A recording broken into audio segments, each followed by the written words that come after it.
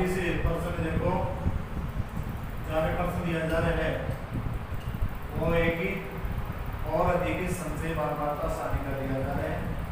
अब आपको और अधिक संचय बारंबारता सारणी दे रखी हो तो आपने उसका चाहे आपको बहुलक याद करना हो, चाहे माध्यक याद करना हो, चाहे माध्यक याद करना हो, तो सबसे पहले आपने उस सारणी को किसको बोलेंगे? साधारण बारंबारता सारणी को बोलेंगे। वो साधारण बारंबारता सारणी को। अब साधारण बारंबारता सारणी कैसे बदलेंगे? तो जैसे अपन कल सेकंड को बदला था वैसे इसको भी बदलेंगे। तो सबसे पहले वो क्या लिखेंगे अपने? जीवन काल। अब वो जीवन काल किस में दिया है? घंटों में दे रखे हैं। अब वो जीवन काल जो घंटों में वो क्या है? 0 और अधिक, 30 और अधिक, 40 और अधिक, 60 और अधिक, और 80 और अधिक, और 100 और अधिक। अब इनका अपने जो वर्ग पढ़ाएंगे जीवन की अगर बारंबारता सारणी में अपन बदलेंगे तो वो किस प्रकार से बदलेंगे? तो जो ये संख्या दी जाती है वो क्या होती है? जो भी वर्ग होंगे उसकी निम्न सीमा होती है। सेकंड में तो ऊपरी सीमा होती है, इसमें वर्ग होती है निम्न सीमा। तो सबसे पहले आप क्या करोगे? यहाँ जो लिखोगे उसमें यहाँ 0 है तो 0 लिख लोगे, वो क्या है? होगी निम्न सीमा। अब दूसरे वर्ग की जो आपको पहली सीमा आ रही है वो इसकी क्या जाएगी? ऊपरी सीमा। तो क्या जाएगा? पहला वाला 0 से 20 क्या बनेगा? अब ऐसे दूसरे वर्ग के लिए आप क्या करोगे? दूसरे वर्ग के लिए जो ये जो क्या बन जाएगी? निम्न सीमा। आगे वाले जो वर्ग में आपको लिखा हुआ है वो क्या बन जाएगी? उसकी ऊपरी सीमा। अब ऐसे तीसरे वर्ग के लिए लिखोगे तो तीसरे निम्न सीमा कितनी हो जाएगी? 40। ऊपरी सीमा आगे वाले देख लो कितनी है? वो 60। फिर वो उससे आगे वाले की देखो निम्न सीमा कितनी हो जाएगी? 60 हो जाएगी 60, और ऊपरी सीमा कितनी हो जाएगी? 80। ऐसे अगले वर्ग के लिए देखोगे निम्न सीमा कितनी हो जाएगी? 80, ऊपरी सीमा कितनी हो जाएगी? 100। अब इससे आगे वाले की निम्न सीमा कितनी हो जाएगी? 100। अब 100 के आगे दे रखा नहीं, देखा ना, तो निम्न से यहाँ जो होंगी वो सब निम्न सीमा बनेगी। अब निम्न सीमा तो यहाँ है लेकिन आगे वाले नहीं है, तो वो यहाँ पे आगे वाले सीमा कैसे लिखोगे? तो इसमें देख लो कि कितने का अंतर चल रहा है। तो कितने का अंतर चला? 20 का चल रहा है। तो यहाँ इसमें 100 में 20 ऐड कर दो, तो 100 में 20 ऐड करेंगे कितना देंगे? वो 120। तो यहाँ क्या करोगे? 120। तो यहाँ लास्ट की ऊपरी सीमा उसमें तो आपको पहली शुरू के वर्ग की निम्न सीमा प्राप्त करनी होती है। यहाँ उसको क्या करोगे? लास्ट की ऊपरी सीमा प्राप्त करोगे। ऊपरी सीमा कैसे प्राप्त करोगे? यहाँ जैसे भी जो अंतर चल रहा है इनमें जो घटाओगे आप वर्गों में वो अंतर है वो लास्ट में इसमें जोड़ दो, और जो जोड़ने पर जाएगी वो संख्या यहाँ लिखो। अब आगे आता है ये जो इससे आपको ये तो कहे और अधिक की बारंबारता दे रखी। अब आपको यहाँ किसकी बना रहे हैं? वर्गीकृत बारंबारता बना रहे हैं। तो वर्गीकृत बारंबारता के आपको क्या बनानी होगी? बारंबारता बनानी है। अब वो बारंबारता कैसे बनाएंगे? तो सबसे पहले जो ऊपर पहली संख्या है उसमें से दो संख्या घटाओ, तो 225 में से 215 घटाओ, कितने बचे? 10 आए। तो वो पहले वर्ग की क्या होगी? बारंबारता हो जाएगी। क्या है वो ऊपर वाले नाम से लिख लोगे उपगणों की संख्या। आगे पहले कैसे प्राप्त करें? माने पहली संख्या में से दूसरी संख्या को घटा लो। बारंबारता कैसे प्राप्त करेंगे? कि पहली जो बारंबारता मान दिया है उसमें दूसरी बारंबारता को घटा दो। उसमें क्या कहता है मैंने? कि दूसरे में से पहले ऐसे घटा दो। तो यहाँ कह रहे हैं पहले में से दूसरी घटा दो। तो आप 225 में 215 घटाएंगे बच गए 10 बच गए।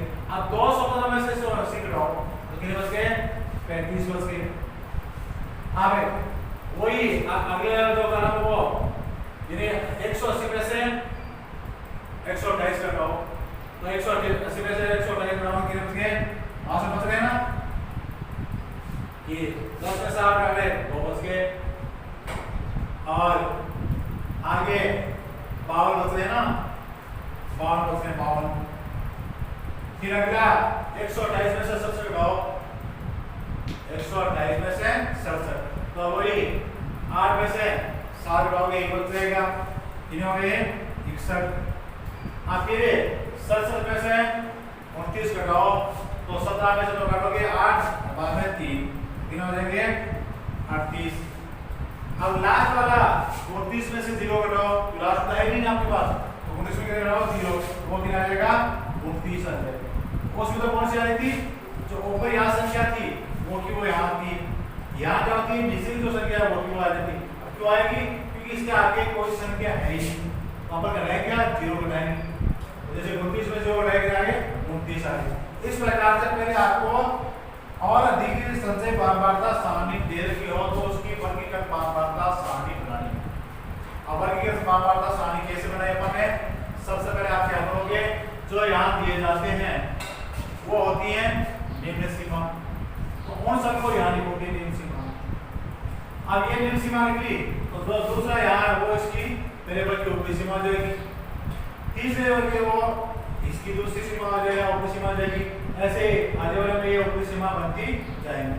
अब लास्ट में आपको देख रहे हैं कि लास्ट में यहाँ पर क्या करेंगे, लास्ट में संख्या 120 ये 100 से आगे है ही, तो 100 से आगे यहाँ लाने में क्या करेंगे कि यहाँ अंतर देखेंगे, जैसे यहाँ 20 का अंतर तो यहाँ 20 जोड़ दिए, यहाँ अगर 10 का अंतर होता 10 जोड़ देते, यहाँ 100 का अंतर 100 जोड़ देते, 50 का अंतर तो यहाँ 50 जोड़ देते। इन सब में कितने का अंतर आ रहा है, 20 का अंतर आ रहा है, तो इस 100 में कितने जोड़ दिए पाए 20 जोड़ दिए, फिर हो गए 120। अब उसके बाद में आपको बारंबारता निर्धारण करनी है। बारंबारता कैसे निर्धारण करोगे कि सबसे पहले आपको 225 में से 215 घटाने, तो 225 में 215 घटाए कितने बच गए 10 बच गए। अब 215 में से 180 घटाए 35 बच गए, 180 में से 128 घटाए 52 बच गए। अब आप 128 में सबसे घटाए 61 बच गए, अब 70 में से 29 घटाए 38 बच गए, अब 29 में से 0 घटाए तो कितना आ गया 0। इस प्रकार से इसकी और अधिक संचय बारंबारता सारणी की वर्गीकृत बारंबारता सारणी बनाएंगे। अब वर्गीकृत बारंबारता सारणी बनाने के बाद में ही आपको जो चाहिए यहाँ कुछ भी तरीका आपको, जैसे यहाँ क्या करना है आपको उपनों का जीवकाल का बहुलक ज्ञात कीजिए, तो बहुलक ज्ञात करना है, आपको चाहे बहुलक ज्ञात करना हो, चाहे माध्य ज्ञात करना हो, चाहे माध्य ज्ञात करना हो, तीनों में निकालोगे तो सबसे पहले आपको और अधिक संचय बारंबारता सारणी को वर्गीकृत बारंबारता सारणी में बदलना होगा। अब बदलने के बाद में वही आप क्या करना है, इसमें बहुलक निकालना है, तो बहुलक निकालने के लिए पहले बहुलक वर्ग का लिखो, तो बहुलक वर्ग बराबर, तो बहुलक वर्ग की क्या सूत्र होता है, अधिकतम बारंबारता के वर्ग का मान,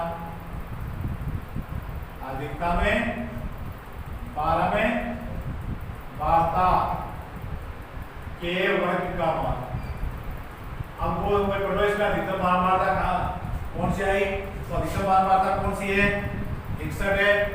अब 61 का वर्ग क्या है 60 से 80 है, तो वो क्या लिखोगे यहाँ 60 से 80। अब उसके बाद अपन निकालते हैं, क्या निकालना है बहुलक निकालना है, तो वही बहुलक लिखो, बहुलक का सूत्र लिखाओ, तो बहुलक बराबर क्या होता है L + F1 - F0 बटा 2F into F1 - F0 - F2 into H। किसका सूत्र है बहुलक का। अब वही आप संकेत, तो सबसे पहला L का मतलब क्या होता है बहुलक वर्ग की निम्न सीमा, तो बहुलक वर्ग ये है, इसकी 60 निम्न सीमा है और 80 ऊपरी सीमा है, तो L का मान आ गया 60। F1 F0 F2 वो आपको पहले से मान के उस प्रश्न में देखा है कि F1 का मतलब क्या है बहुलक वर्ग की बारंबारता, तो ये तो क्या होगी F1 है। अब F0 का मतलब क्या है बहुलक वर्ग से ठीक पूर्व वर्ग की बारंबारता, F2 का मतलब क्या है बहुलक वर्ग के ठीक बाद के वर्ग की बारंबारता, तो ये F1 है F0 F2 है, F1 F0 और F2 है। F1 का मतलब बहुलक वर्ग की बारंबारता, F0 मतलब बहुलक वर्ग के ठीक पूर्व वर्ग की बारंबारता, F2 का मतलब क्या है बहुलक वर्ग के ठीक बाद के वर्ग की बारंबारता, तो वो यहाँ मान लिखोगे। अब F0 का मान है 52 है, F1 का मान है 61 है, F2 का मान है 38 और H का मान है H का बहुलक वर्ग का वर्ग अंतराल, तो इसमें से इसको घटा लो कितना आ रहा है, कितना आ रहा है वो 20।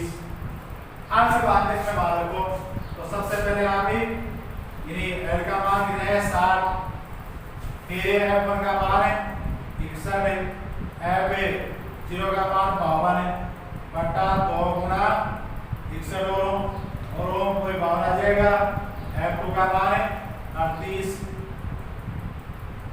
इंटू H का मान है 20।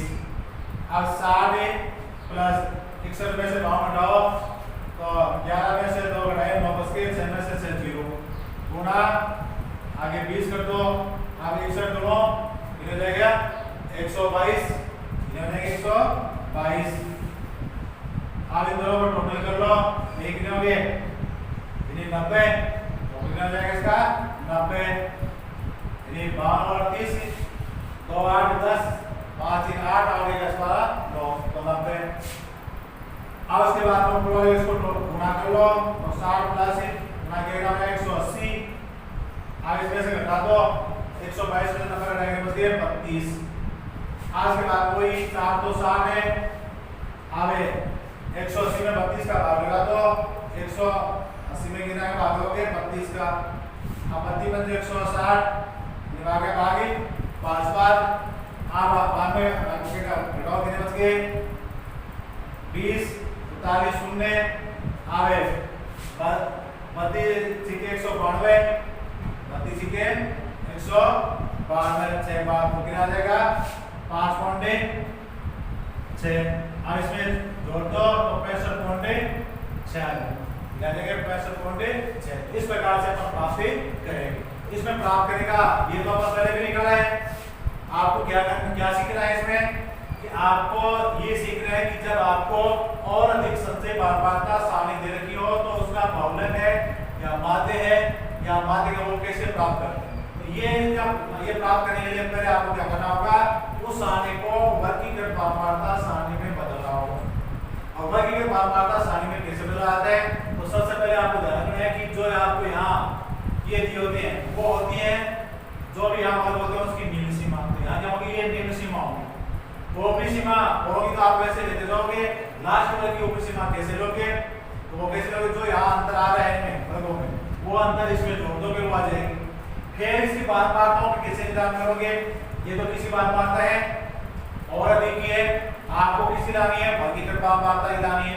तो वर्गीकृत बारंबारता लाने के लिए यानी क्या करोगे कि सबसे पहले जो बारंबारता है उसमें से दूसरी घटाओगे वो पहले वर्ग क्या जाएगी, दूसरे में से तीसरी घटाओगे दूसरी ले आ जाएगी, अब तीसरे में से चौथे घटाओगे वो तीसरे ले जाएगी, चौथी में से पांच घटाओगे वो चौथे ले जाएगी, अब चौथे में से पांचवें घटाओगे छठे अगले के पांचवें ले जाएगी और लास्ट में क्या करोगे जीरो घटाओगे वो लास्ट वाले वर्ग की आ जाएगी। इस प्रकार से ये आपको सीखना है कि अपन कैसे एक और अधिक संचय बारंबारता सारणी दे रखी होती है तो उससे क्या निकालते हैं वर्गीकृत बारंबारता सारणी कैसे बनाते हैं। आज जो दूसरा प्रश्न है वो आपको दे रखा है उसमें पढ़ो कि निम्न संचय बारंबारता सारणी 50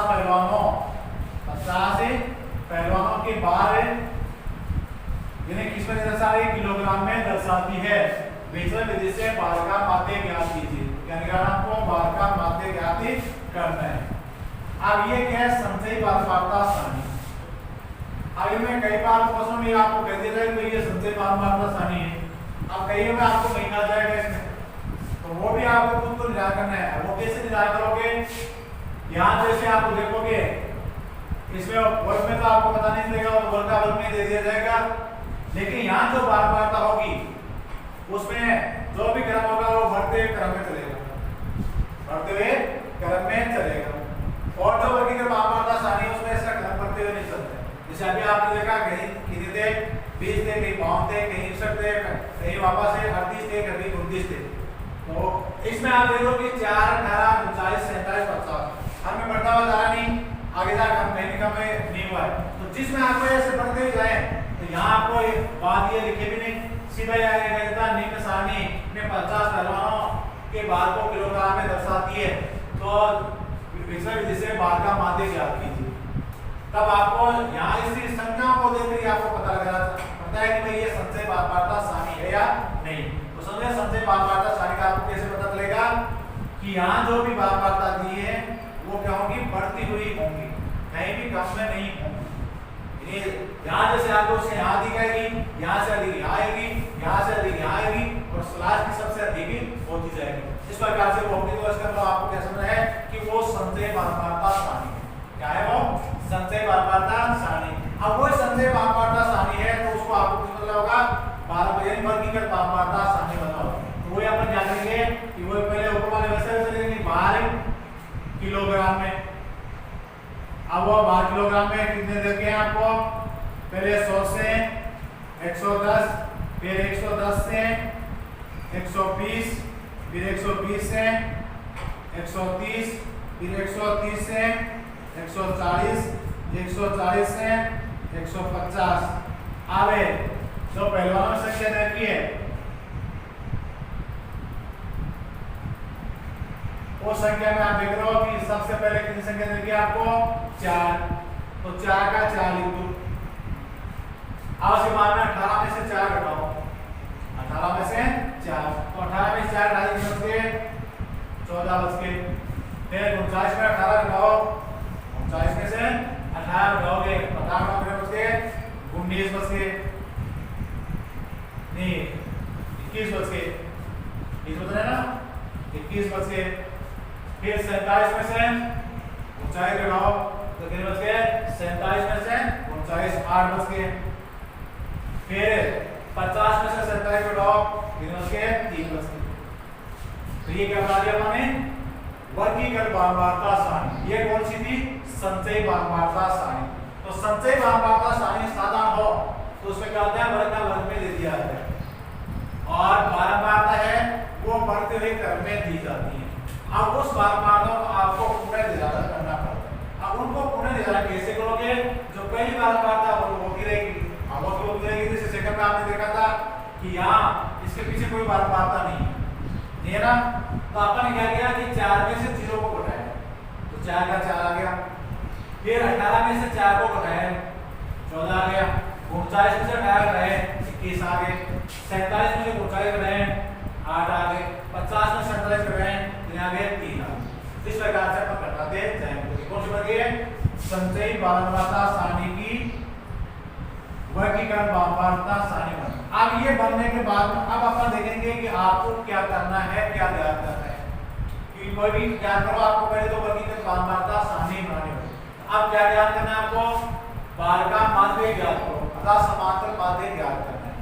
समांतर अब कौन सी विधि से ज्ञात करना है? विचलन विधि से।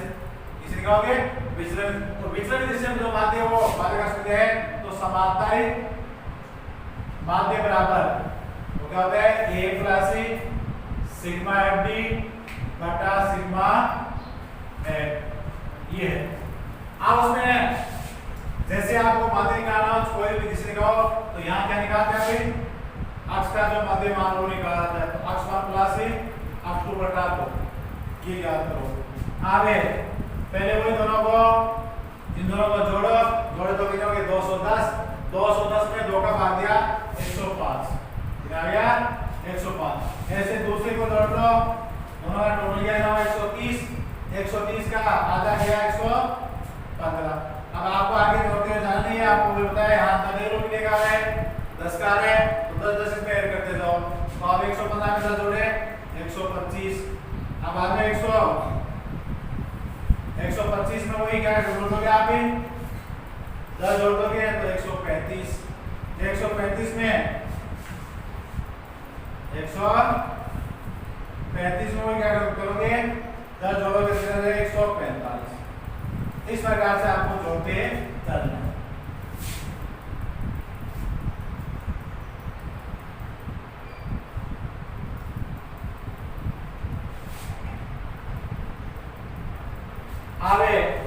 आगे वो क्या आ गया आपके पास? ए लेना है। अब ए में से लेना है। अब इनमें से चाहे बीच का लो चाहे ऊपर का लो वो अपनी मर्जी है। अगर ऊपर का लोगे तो वही आपको बताया था प्लस माइनस का नहीं लेगा। बीच का लोगे तो ऊपर की प्लस करेंगे नीचे की माइनस का रहेगा। तो अपन सबसे पहले ये का मान ये लेते हैं 105 है। तो पहले क्या करेंगे? माना कि कल्पित माध्य a बराबर 105 है।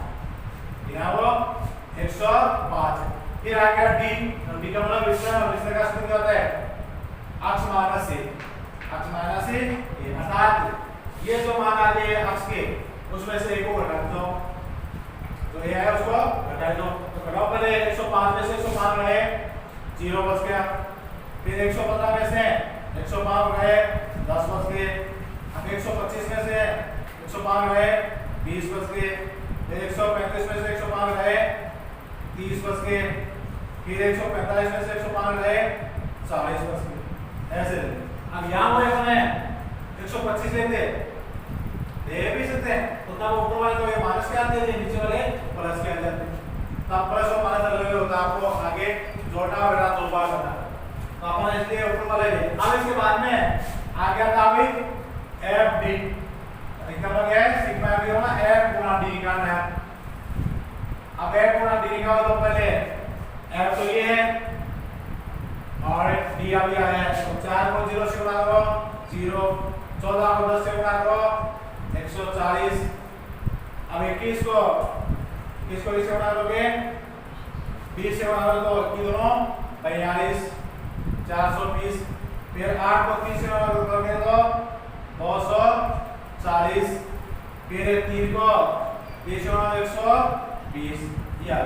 अब इसका यहाँ करेंगे क्या सिग्मा एफ, तो जो गुणा किया वो फिर से देख लो 0, 4 को 0 से गुणा यानी 4 को 0 से गुणा किया 0, 14 को 10 से गुणा किया 140, 21 को 20 से गुणा किया 420, 8 को 30 से गुणा किया 240, 3 को 40 से गुणा 120। अब इसका टोटल कर लो, तो पहले क्या है 0, फिर 4 2 6 6 4 10 10 2 12, असल 1 1 1 2 2 4 6 6 2 8 8 1 9, आगे 920। फिर नीचे क्या है सिग्मा एफ, तो सिग्मा एफ यहाँ करो, ये क्या गया सिग्मा एफ। अब सिग्मा एफ इसका लाभ चल रहे हो यहाँ टोटल कर देखो तो इतना आना चाहिए सीएफ में, वो गिनाएगा टोटल तो 50 है, गिनाएगा 50 आना चाहिए। 50 दोबारा यहाँ टोटल करो 50 नहीं आ रहा है, तो इसका मतलब आपने यहाँ तो यहाँ घटाने में गलती कर दी है। क्या कर दिया आपने, अंदर से देखोगे 4 4 8 8 1 9 9 8 17 17 3 20 की 0। अब 1 2 3 3 2 8 5 हो गए 50। अब यहाँ अगर आपको टोटल नहीं आया इसका मतलब आपने गलती कर दी। अब जो आ गया सारा अब उसी मान को पहले 105 प्लस सिग्मा एफ का मान आएगा 920, सिग्मा एफ का मान है 50। अब बिंदु से बिंदु हटा दो और 105 प्लस 92 में 5 का भाग लगा दो, पहले 9 में 5 का भाग दिया एक बार, बचे कितने 4 हो गए 42। अब 42 में 5 का भाग दिया 8 5 40। अब बाद में बचे कितने 42 में से 4 घटाए 2, अब 2 के साथ उतारी बिंदु लग गया था फिर 20। अब कितने हो गए ये 20, 20 में 5 का भाग दोगे 4 बार। अब दोनों को जोड़ दो कितने हो गए 123 कोण 4, 18 5 में देंगे 5 23 तो आवे कितने हो जाएगा 123 कोण 4। ये क्या दिख रहा है माध्य किसका, पहलवानों के भार का माध्य। इस प्रकार से अपन पहलवानों के भार का माध्य ज्ञात करते हैं। इसमें भी आपने कैसे कहे कि जब आपको संचयी बारंबारता सारणी दे रखी हो तो उससे आप वर्गीकृत बारंबारता सारणी कैसे बनाएंगे। तो यहाँ तो वो वर्गीकृत दिए होते हैं तो ऐसा उतारोगे, यहाँ जो बारंबारता है उनका पुनर्निर्धारण करोगे। उनका पुनर्निर्धारण कैसे होगा कि यहाँ की जो है उसमें 0 घटाओगे, अब 18 में से 4 घटा दे, 39 में से 18 घटा दे, 47 में 39 जाए, 50 में 47 घटा दे। इस प्रकार से प्राप्ति करोगे।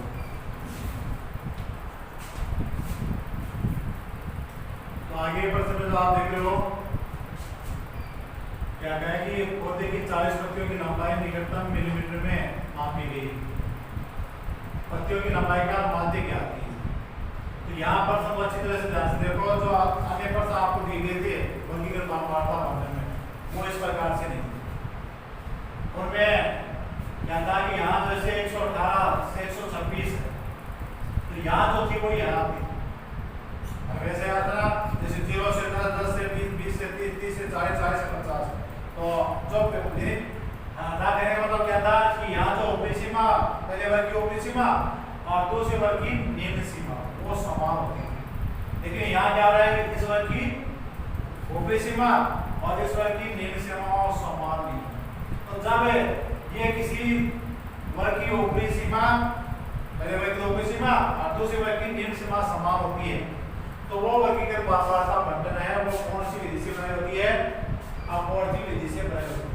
और यहाँ जो विधि है वो है समावेशी विधि, जो अपन ने नाइन क्लास में अध्ययन किया था कि इन वर्गीकृत बारबारता सारणी है वो दो विधियों से बनाई जाती है, एक समावेशी विधि और एक अपवर्ती विधि।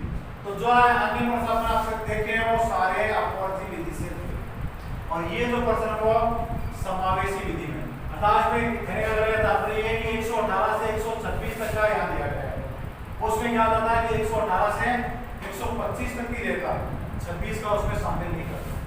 तो अपन बात बनाई थी ना नाइन में, तो उसमें क्या होता था कि 118 से 126 है तो अपन इसमें कौन शामिल करते हैं कि 118 119 120 122 123 124 125 तक ही शामिल करते थे, 26 को उसमें शामिल नहीं करते। लेकिन यहाँ क्या होगा कि निम्न सीमा भी शामिल होती है, ऊपरी सीमा भी इसमें शामिल होती है। वो क्यों हो जाती है कि अगले वर्ग की जो निम्न सीमा वो उसकी संभावना होती है, उससे हमें ठीक है 127 से 135 तक इसमें ऐड करेंगे। तो इस प्रकार से जहाँ पे किसी वर्ग की एक पहले वर्ग की ऊपरी सीमा और दूसरे वर्ग की निम्न सीमा समान नहीं होती है, तो वो कौन सी विधि में आ जाती है? इन्हें समावेशी विधि में आती है। और समावेशी विधि में इन सूत्रों का प्रयोग नहीं होता है, तो सबसे पहले उसको किस में बदलना होगा? आपको अपवर्ती विधि में ही बदलना होगा। अपवर्ती विधि में बदलने के बाद ही आपको ये प्रश्न हल होगा, पहले प्रश्न हल नहीं होगा। अब इसको अपन जो क्या कह देंगे आपको इन्हें समावेशी विधि देखी है उसको अपवर्ती विधि में आप कैसे बदलेंगे? तो आप सबसे पहले वो क्या लिखोगे? लंबाई इसमें मिलीमीटर में, अब वो लंबाई कितनी है यहाँ 118 से ये है, और दूसरी पत्तियों की संख्या, पत्तियों की संख्या। अब इसको आप कैसे बदलोगे वो देखो कि यहाँ सबसे पहले यहाँ ये जो आपको दिख रहा है इन दोनों का अर्थात पहले वर्ग की ऊपरी सीमा और दूसरे वर्ग की निम्न सीमा उसका औसत निकालो। पहले वर्ग की क्या है ऊपरी सीमा और दूसरे वर्ग की निम्न सीमा, उन दोनों का औसत निकालो। अर्थात 126 प्लस 127 बटा 2, तो ये कितने हो गए 253, टोटल कितना आ जाएगा 253 हो गया बटा 2। अब इसे भाग दो तो कितना आ जाएगा 126.5, कितना है 2 में 2 का भाग दिया एक बार, 5 में 2 का भाग दिया 2 बार, 10 के 1 हो गए 13, 6 2 में 12, 10 का 1 41 बिंदु और हो गया 10, तो कितना आ गया 5। अब किराया है 126.5 है। अब 126.5 में यहाँ वापस आ रहे हो कितना अधिक गया? पहले कितना था ये 126 था, अब कितना हुआ वो 126.5 हो गया। तो अब यहाँ क्या करोगे? जैसे इसका मिलान करोगे तो जैसे यहाँ कितना दिखा 0.5 दिखा, वो यहाँ इसमें 0.5 कम कर दो। अतः ऊपरी सीमा में वो जोड़ जो यहाँ है ना पैसों में जो यहाँ अधिक आ गया, जो जितना अधिक है वो 0.5 अधिक है। तो अब क्या करोगे? जैसे इसका पुनर्मिलान करोगे वर्गों का, तो आप क्या करोगे? पहली सीमा में वो 0.5 घटा दो और दूसरी सीमा में 0.5 जोड़ दो सब में। अब वो क्या हो जाएगा? इनका उन्हें यानी वर्गीकृत बारबारताओं की ऊपरी सीमा और निम्न सीमा का निर्धारण हो जाएगा। तो सबसे पहले आप क्या करोगे? 0.5 ज्यादा है यहाँ, इसमें 0.5 लगाओ तो ये कितना जाएगा 117.5, इसमें वो 0.5 जोड़ दो तो कितना जाएगा 126.5। अब ऐसे इसमें करो, इसमें घटाओ तो घटाओ कितना जाएगा 126.5, इसमें जोड़ दो 135.5, इसमें घटाओ 135.5, इसमें जोड़ दो 144.5, इसमें घटाओ 144.5, इसमें जोड़ दो 153.5, इसमें घटाओ तो कितना हो जाएगा 153.5, इसमें जोड़ दो 162.5, अब इसमें घटाओ तो कितना जाएगा 162.5, इसमें आगे वाले में जोड़ दो कितना जाएगा 171.5, आगे वाले में क्या करो घटाओ तो 171.5, उससे आगे वाले में क्या कर दो जोड़ दो तो कितना जाएगा 180.5। तो तो क्या गया, पहली जो सीमा थी उनमें 0.5 क्या गया अपने घटाया है, दूसरे में क्या गया 0.5 बढ़ाया है, अर्थात जोड़ा है। तो अब वो 0.5 कहां से ले, वो समझ गए कि हर में क्या करोगे, यहां सबसे पहले वर्ग की क्या करोगे, निम्न यानी ऊपरी सीमा और दूसरे वर्ग की निम्न सीमा, दोनों वाले उसका औसत निकालो और वो औसत इस वर्ग से कितना ज्यादा अधिक है, इससे जितना ज्यादा अधिक है तो उतना ही पहली सीमा में यानी पहली जो सीमा होगी उनमें घटा दो और दूसरी सीमा सारी उसमें जोड़ दो। तो आप जैसे यहाँ तो 5 का आया, अगर हमारे पास यहाँ कितना जाएगा 2 का था, कितना था 2 का, तो इनमें सब में 2 पहले में तो 2 घटाते जाते हैं और दूसरी में 2 जोड़ते जाते हैं। यहाँ 2 घटाते कितना देता 116, यहाँ कितना होता 128। अब आप वही ऐसे इसमें 2 जोड़ते हैं, आगे में 2 घटाते, 2 जोड़ते और 2 घटाते हैं।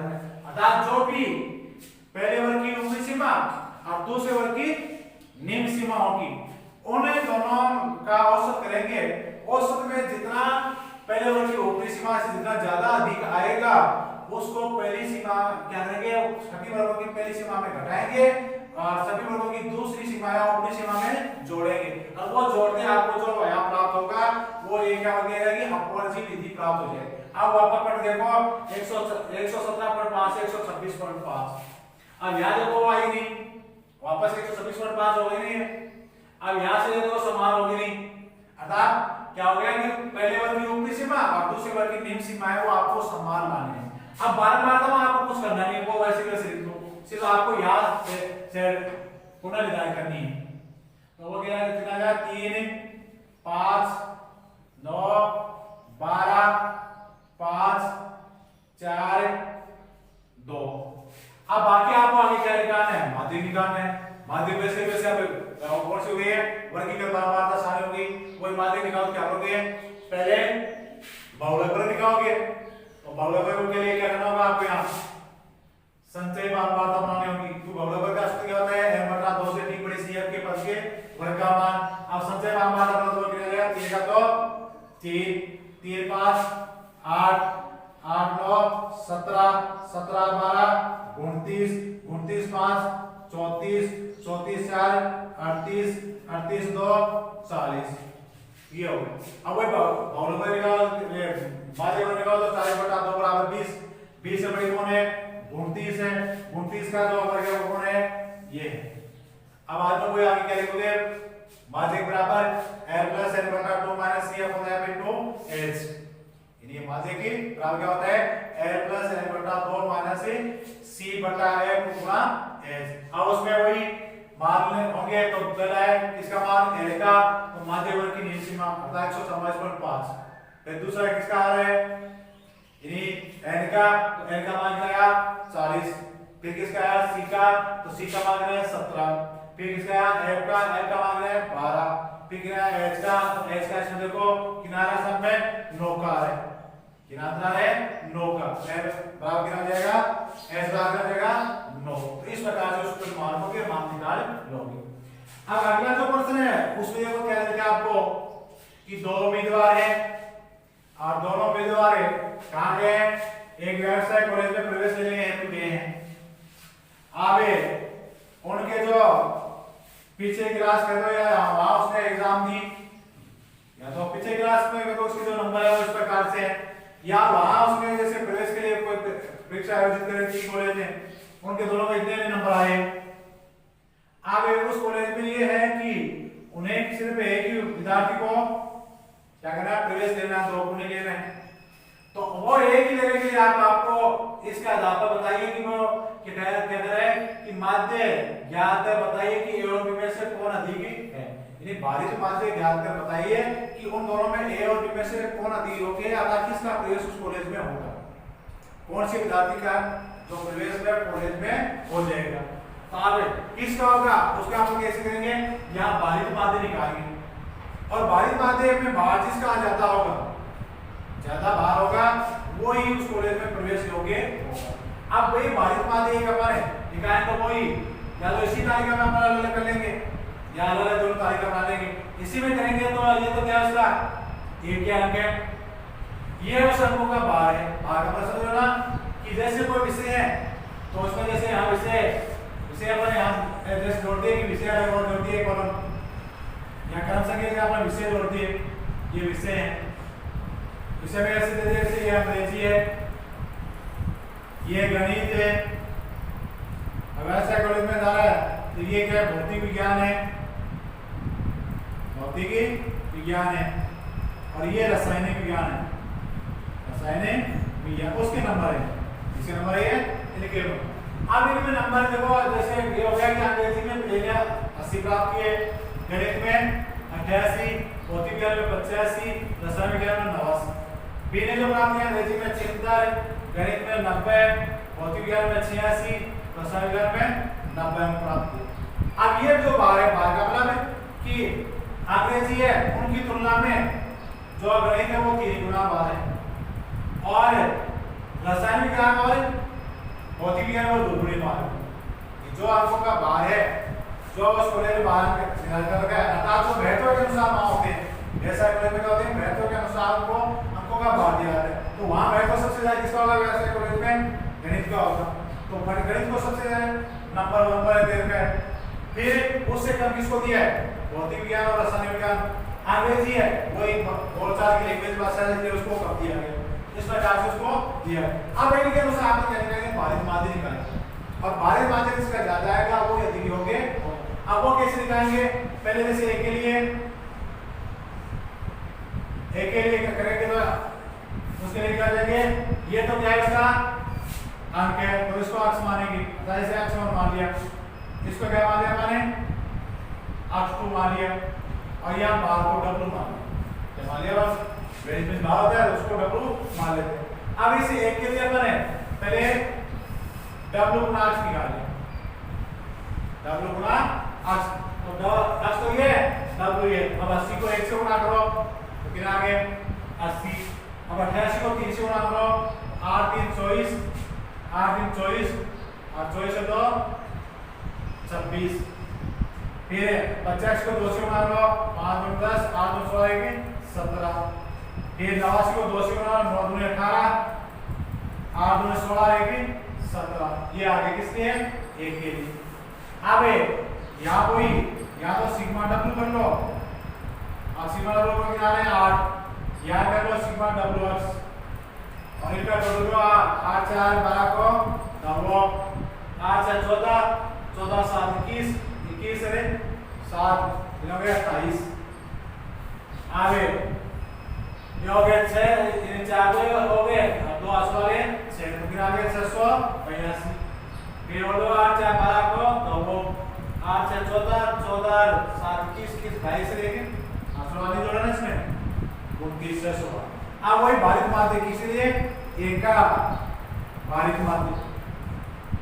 अब इसका सूत्र आप इन्हीं के अनुसार बना लोगे, कैसे बना लोगे, सिग्मा डब्ल्यू एक्स बटा सिग्मा डब्ल्यू, अब 692 बटा 8, अब वही भाग दो, कितना आ जाए 8 8 64, याद आ गया, मतलब में आ गया 8 8 64 को 64 आ गए, ठीक आ गया 8 बार, अब यानी वो 69 में से 64 घटाओ, 5 बच गए, फिर बच गए वो 5 के साथ उतारो 2, 8 6 48, अब 52 से 48 घटाओ, 52 से 48 फिर बच गए 4, 4 के साथ में उतार आ गया यानी 0, तो हो गए 40, अभी 40 का भाग दो 5 बार, 28 का भारित माध्य कितना आ गया 86.5। अब वो बी के लिए लिखो, बी के लिए वो क्या लिखोगे, बी के लिए डब्ल्यू गुणा एक्स, डब्ल्यू गुणा एक्स, तो पहले वही बी है, तो पहले 76 को 1 से गुणा करो 76, 90 को 3 से गुणा करो 270, 86 को 2 से गुणा करो 6 2 12, 8 2 16 17, अब 90 को 2 से गुणा करो 180। अब इसका वही करो सिग्मा डब्ल्यू एक्स, तो पहले 6 2 8, अब 7 7 14, 7 21 21 है 8 29, 8 हो गए 2, ये हो गए 4 4 2 6, कितना आ गया वो 698। वही करेंगे बी का भारित माध्य, भारित माध्य बराबर सिग्मा, और सूत्र लिखा भाई वहां लिखो 698 बटा सिग्मा डबल का मान 8। अब वही भाग दोनों 8 8 64 गुणनखंड में वही 64 रहे 5 बच गए उसके साथ उतारे 8 8 7 56 98 छप्पन रहे 2 बच गए उतार लिए बिंदु हो गए 20 8 दूनी 16 20 में 16 रहे 4 बच गए उतार लिए बिंदु हो गए 40 8 पंजो 40। इस प्रकार से हम भारित माध्य दोनों का निकालेंगे। तो ए का भारित माध्य कितना आया 86.5 बी का भारित माध्य कितना आया 87.25। अब दोनों भारित माध्य किसका दिखे ए का है या बी का भारित माध्य दिखे। तो अब जिसका भारित माध्य ज्यादा होगा वही उस कॉलेज में प्रवेश लेगा अर्थात वही अधिक योग्य होगा वही अधिक योग्य। तो अब आपका नीचे करेंगे कि यहाँ दोनों भारित माध्यों की तुलना करने पर हम पाते हैं कि बी का भारित माध्य अधिक आया है अतः इन दोनों उम्मीदवारों में कौन योग्य है बी अधिक योग्य है। तो इस प्रकार से भारित माध्य की सहायता से हम क्या कर लेते हैं इन्हें किसी भी उम्मीदवार की क्या कर लेते हैं अपनी योग्यता की जांच। जैसे आप ऐसे ही है इस प्रश्न को दूसरा ऐसे दे दिया जाए चुनाव में पार्टी के अनुसार मत मिलते हैं किस पार्टी के इतने मत है किसको इतने मत है अब मतों के अनुसार उनका भाग दे दिया जाता है भाई बाद में कि किस प्रकार से कौन सा उम्मीदवार अधिक योग्य तो उसी प्रकार ऐसे एक ही विषय के बारे में दे दिया आपको जैसे आपको ये दे दिया कि एक परीक्षार्थी के गणित के पहले टेस्टों के दे दिए नंबर फिर वार्षिक दे दिया फिर वार्षिक दे दिया। अब बाद में उन्होंने बात कर दिया कि टेस्ट और वार्षिक को तो एक ही नंबर दिया जाता है और वार्षिक को दुगुना दे दिया जाता है। तो यहाँ तो अपन क्या लेंगे जो यहाँ तो विषय के नाम लेंगे यहाँ उनके टेस्टों के नाम तो जो प्रकरण का जैसे प्रथम प्रकार द्वितीय प्रकार तृतीय प्रकार वार्षिक वार्षिक यहाँ उनके नंबर लेंगे गणित। अब यहाँ बालेंगे औरों को देखे एक देर क्या उसने और वार्षिक कितना दिया है दुगुना तो दुगुना मतलब वार्षिक के सामने 2 लिखे बाकी सामने 1 लिख दिया। अब उनका कोई भारित माध्य निकालेंगे। अब भारित माध्य निकालने के बाद में वो उसके अंकों का भारित आ जाएगा भाग का औसत आ जाएगा। इस प्रकार से करें